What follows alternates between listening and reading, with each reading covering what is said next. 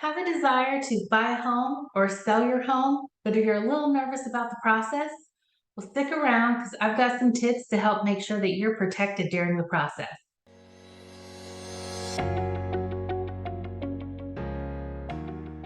Hi, I'm Paula Flagg with Paula Flagg Homes, and today I'd like to talk to you about contingencies.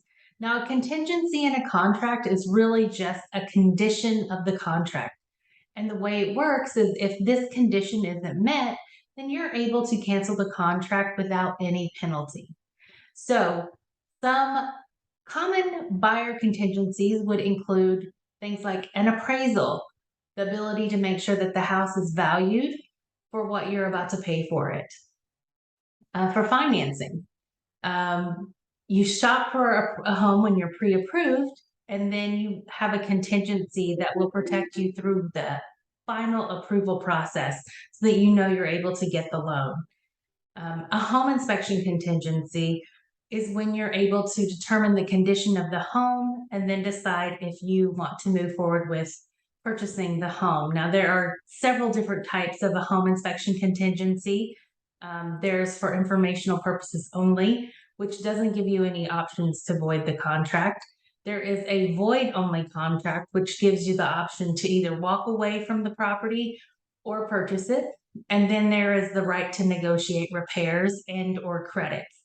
So that would give you the option to be able to go back to the seller and ask for credits for certain repairs that need to be made or ask them to make repairs prior to closing.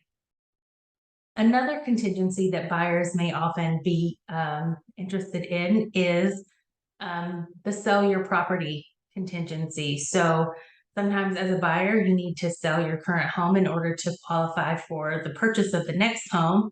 And this gives you that protection that in case you're not able to sell your current home, you're able to cancel this contract without any penalty. The most common seller contingency would be the seller's purchasing another home contingency. So in the recent market, this has been a real concern of people who were thinking of selling their home. If I sell this house, where am I going to go? So this gives sellers an option to get a contract on their current home and then go shop for their next home and be able to proceed knowing that they have a contract for somebody to purchase their home. So if you're looking to buy a home or sell a home, those are some of the primary contingencies that you'll see in the market. And now that we are starting to shift back to a more normal market, these are contingencies that you can often get into the contract to make sure that you're protected. These contingencies tend to have a time frame attached to them. So for each one of these contingencies, it's for a set period of time. And if you cancel for that reason during the time frame, then you would be able to cancel the contract without any penalty. This does not give you the option of just choosing not to purchase the property 3 days before closing for no specific reason.